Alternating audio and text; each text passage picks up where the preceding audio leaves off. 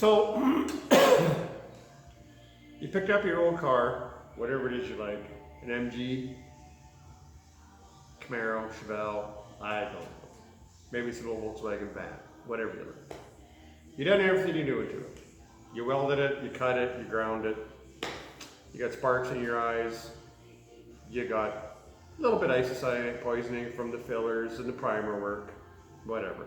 You got it to the point now though that you're ready to give it the business and you put some shine on it.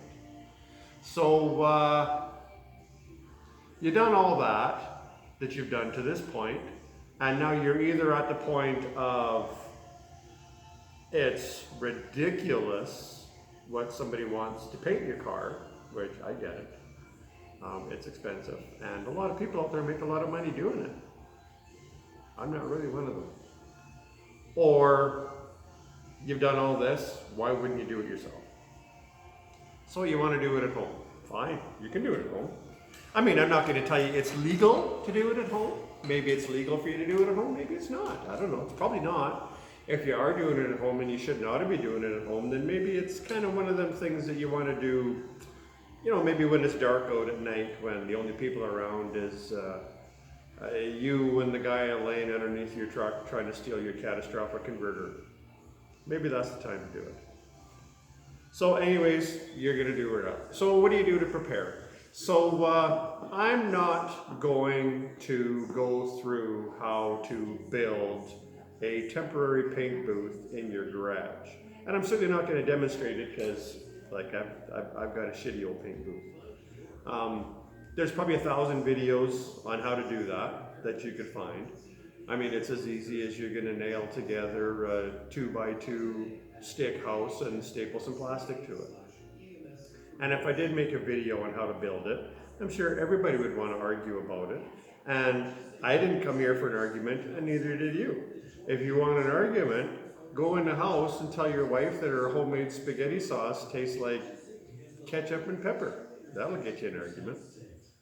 So anyways, so you build yourself your little paint booth, right? Like I said, probably you nail her up with some sticks of wood and some broom handles and a couple of pallets that you blew apart with the crowbar and whatever. You stapled a bunch of poly to it, you made yourself a little tube. In doing that, I guess one of the things to keep in consideration is if you do have a fairly big building that you're going to do this in your garage, little shop, whatever, you do want to reduce the size around the vehicle that you're going to paint. The biggest reason, well, I mean, there's a couple of good reasons for that. Number one, because if you reduce the size that you're fogging your life away in, well, it's going to be easier to evacuate that fog out of a smaller space than out of, I don't know, a church, out of a shopping mall. Trying to suck some overspray out of a Madison Square Garden, well, you need a good fan, don't you? So you want to reduce the area that you're contaminating for that purpose. And number two, it's hard to describe it really, but if you're using a catalyzed paint, we'll just jump right to that. You top coat, be it an enamel, a urethane, a base coat, clear coat, whatever. When you put your final coat on, and you got the big clouds of fog in the air above you, and if you're in a pretty big building and you don't have ventilation pulling that cloud out, well, the paint on your surface it's going to start doing its thing. The solvents are going to start coming out of it. It's going to start thickening up on the surface, and it's going to start to develop its shell over the top. Now, your storm cloud that you got in the air above it, eventually in time, and it's probably going to go slowly over the course of a few hours, it's going to settle down, drop. It doesn't just disappear, it settles. It's going to drop, and it's going to lay on the surface of what you just painted, and it's going to affect the surface. It's either going to it'll kill the shine, it'll make it uneven, it'll all manner of things it'll do. There's a whole buffet of shit that'll happen when you do that. So cut it out. I guess. But not to mention the fact that, I mean, something happens, a little spark, you fire up an export, whatever. But anyways, you want to reduce the area. You don't want it too tight around your car. Like it's not a Speedo. You're not building a Speedo for your car. You need some space. In my booth, when I put a car or a truck in there, I probably got about, about that much room between the car and the wall. I was trying to come up with, who's the chick band that used to do the Walk Like an Egyptian? Never mind. That's about how much space you got anyways in there, which is about right. You got room to move around freely, but you don't need, it's not, like I said, you don't want too much space in there because you got to be able to. So you do all that. Now, if you're the kind of go-yourselfer in your garage or shop, whatever, like most of us are, change your own oil, stuff like that. If when you walk into your garage, if it stinks like oil and grease and stuff, it's probably not a good environment to paint in. What is that called? Petroleum-based products. They cause fish eyes in paint. Paints and petroleum-based products, they don't mix. They don't like each other. They don't get along.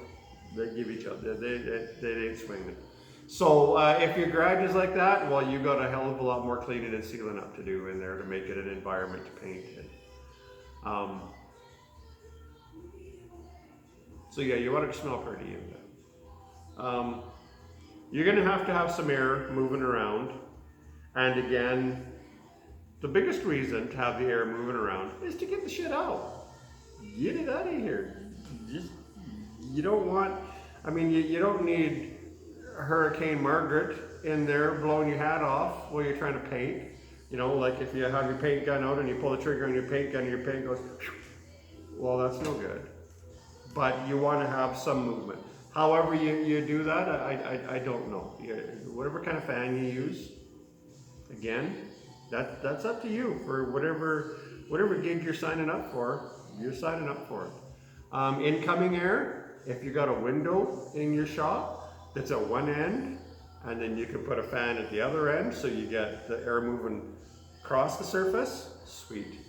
Again though, if you are using a window for your incoming air, you've got to keep a pretty steady temperature, room temperature. In Canada here, 21, 22 degrees. If you're south of the border in the States, you're 73.85 degrees, whatever the hell you like your room temperature at. And you want to keep a consistent temperature from start to finish. And you can't just try to warm it up before you start. The surface of your whatever you're painting, your wheelbarrow, your fridge, whatever you're painting, the car that somebody ripped off and sold you, and now you got to paint it a different color so you can sell it.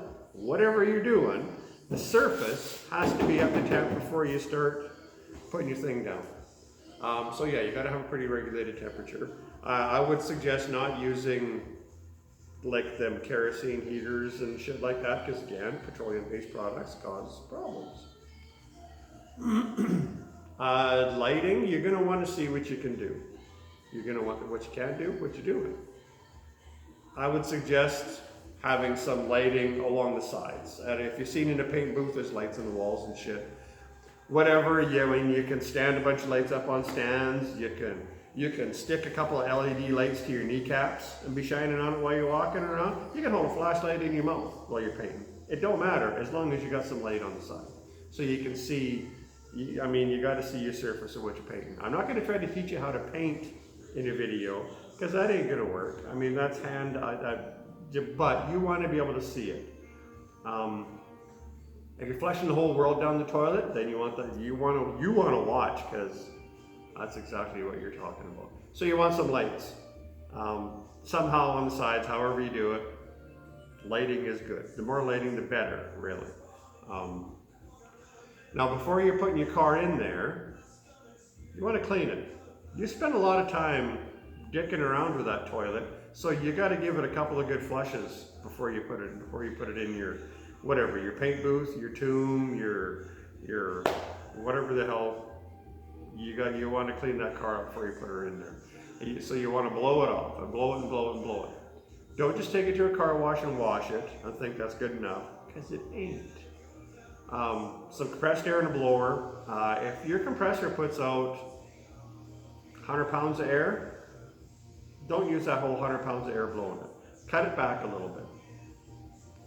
If you're hitting it with line pressure, we'll call it, a lot of the dust, you're blowing a lot out in your face, in your eyeballs, up your snoofer, everywhere. But a lot of that dust, you're driving into nooks and crannies as well. And then your air's going by and it's there. So if you reduce your air pressure a little bit, you'll get a little more swirl effect versus just hammering that air. And you'll get her better. You got moldings and stuff that you're going to tape off on it or whatever. Run your air along the edge of that molding. Squint while you're doing it because the shit's going to come out and hit in your face. But run your air along the edge of those moldings. In your door jambs, open the hood, blow it out under the hood. Open the trunk, blow it out in the trunk. Blow that sumbitch like it's payday, and well, we won't even get into, never mind, scratch that. Just blow the car really good. Blow it like you're paying your rent, I guess. So do that, give her a good blowing, eh? Then put her in the booth, tape her all off, up and around the wheels, I didn't say that, up above the wheels, like blow the sumbitch out, right? Get it as clean as you can. Get yourself clean too, like before you're painting. Whether you recognize dirt in paint or not, a lot of people don't. And I've seen a lot of questions and a lot of stuff on forums and stuff, where somebody's looking at the surface that they've painted and they're saying, what's all these bumps? What's all this? What's all this? I tacked the car off, but what's all this on here? Well, what they're looking at is dirt. It's dust that's come down and settled into the paint. Now, you can spend a bunch of time in your tomb of missed opportunities before you paint your car and throw down a bunch of water and do everything you want, as much as you can do in there. But that's not where you're getting all your shit that winds up in your paint from. It's proven. I didn't prove it. Nobody proved it to me, but they told me that 80–90% of the shit that winds up in your paint, it either comes off of the car or it comes off of you, off your arms, off your hat, whatever. It comes off of either the vehicle or you. It's not cleaned properly. If you clean the two of them properly, you're not kicking dust or dirt or anything up off the floor and getting it on the roof of your car. How are you doing that? What are you doing in there that you're getting dust from the floor up on the roof of your car? Cut it out. That's not what's happening. It's coming. If you're getting it everywhere, it's blowing up. It's blowing out of the gaps, out of the seams on your car. It's blowing out of the cowl in front of your windshield on the car. It's blowing out of the car and still on the surface. That's where it's coming from. I painted in garages, and I mean, it's not going to be as nice as it's going to be in a $185 million paint booth. But if you prep that car and you got yourself clean and the car clean and you got your shit tight, you can pull it off. You can do it. Again, just make sure that everybody's clean. You're never done blowing. And so tack ragging, get you a tack rag to tack the surface. And this is after you've wiped it with the degreaser, you're masked off, you're blowing off, you think you're ready to go. You take your tack rag, you take your blower, get you an adjustable blower. This is the one of question that I like. It screws and adjusts so you can turn your air right down. But anyways, whatever kind of blower you get, and you take your tack rag and poof it all up like a loofah in the shower. Is it a loofah or is a loofah the hard thing or the poofy thing? I don't know, poof it all up anymore. And you're gonna rub your tack rag on the surface and you're gonna take light air, and as you're tacking, follow with your air. Because if you tack off and you pick up some shit, and as you're moving it, the shit drops off your tack rag onto the surface, blow it off of it. So, air gun, tack rag, tack your surface off, you're ready to go. Get her nice and clean. Now, another thing, once you're going to paint, your compressed air, plug it on your paint gun. Because don't try to paint with an airless. It ain't going to go good. It just ain't going to go good. I don't care what kind of paint gun you use. Again, that's another argument, and I ain't fitting to argue with nobody, so just never mind. I'll just shut my yap right now, and everybody can kiss a monkey's ass about paint guns. I don't give a shit. Whatever paint gun you use. It's going to be air, so you're going to need to spray your paint at a consistent, be able to maintain a consistent air pressure at the gun. You can't have it spiking. You can't start at one end of your car with 60 pounds of air pressure at your gun and have your compressor drop all the way down to 30 pounds of air pressure before it kicks in and then build back up again. If you do that and you paint your car, you can look at one end of your car and you can look at the other end of the car, and you're going to see a difference. Because that air pressure is going to change the way your paint is atomizing, which is going to change the way it's hitting the surface, which is going to change the way you feel about everything you're doing right now. So make sure that whatever you need to do, you have a consistent volume of air. It's not so much about, well, the pressure matters, but you got to make sure you got consistent air coming at you anyways. That's the big thing. So yeah, you want consistent air. And now on the topic of the air, it's going to get, don't underestimate how thick that air is going to get in there while you're painting. That overspray, it's going to hit the surface. It's going to blow up in the air, just like that. And I mean, it's going to get thick. So keep that in mind, because that'll sneak up on you.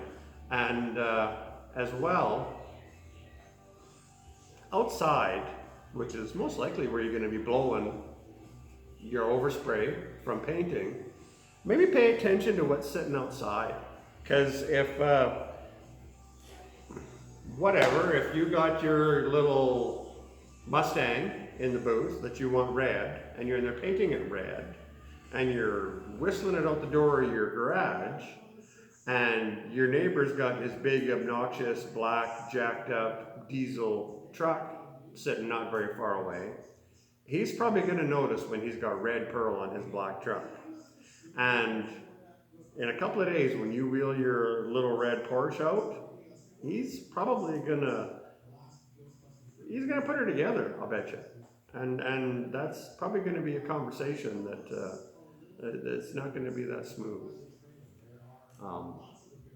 Yeah, so pay attention to that, to what's around you outside, as well as if you ain't supposed to be doing it, I guess maybe pay attention to your neighbors too, because it might go smooth, but if your neighbor's favorite hobby is sitting in his backyard with a flavored water telling you what an asshole you are, he's probably going to cause you a problem with painting in your garage. Pretty much guaranteed he's going to cause you a problem painting in your garage. Flavored water. I mean, come on. What else? I mean, I'm just trying to help here. I'm not getting any younger. I've been doing this shit a long time. So I'm just kind of trying to get something out maybe to people, before I combine alcoholism and dementia. Because I mean, like, that's my plan in life. That's where I'm headed in life.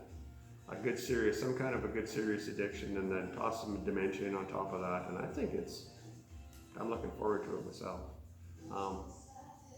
But yeah, I mean, there ain't a whole lot more. A lot of it, like I say, is I can't explain to you how to spray paint in a video. You're just going to have to do it. And, it's like I said about welding. Get a bunch of shit and weld it together. Well, for your painting, go get a bunch of shit and paint some stuff.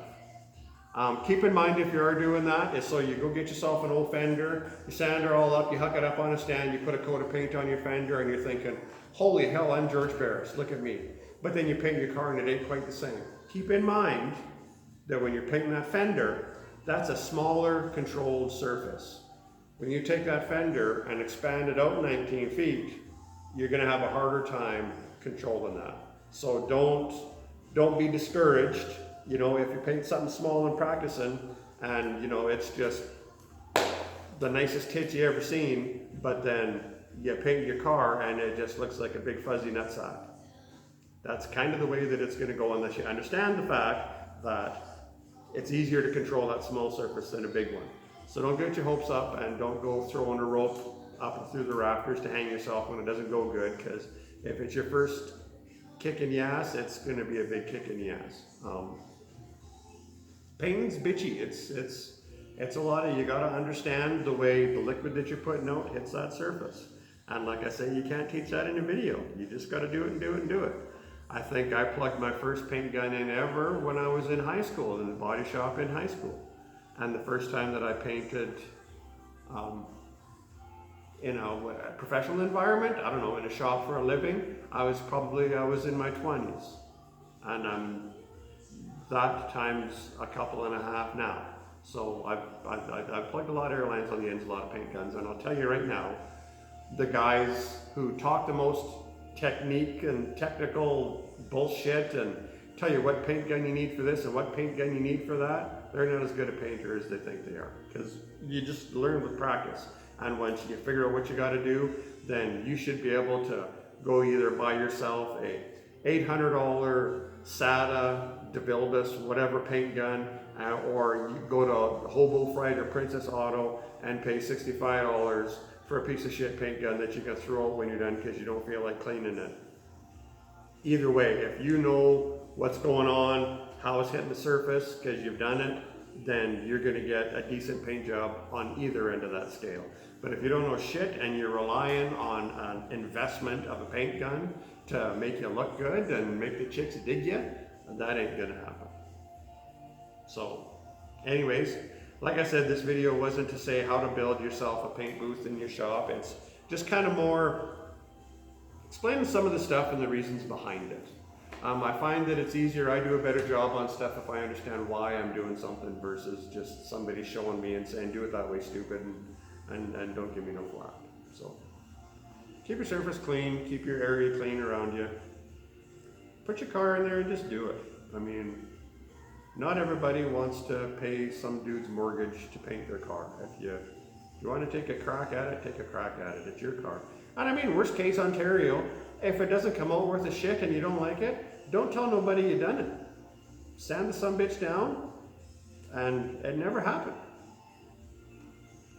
Denial, like holy hell, denial. I mean, how big of a part of life is denial nowadays? You know what I'm saying? If anybody tries to paint their car and they think that this video hurt their progress on it, well, I'm going to deny you never making it too, aren't I?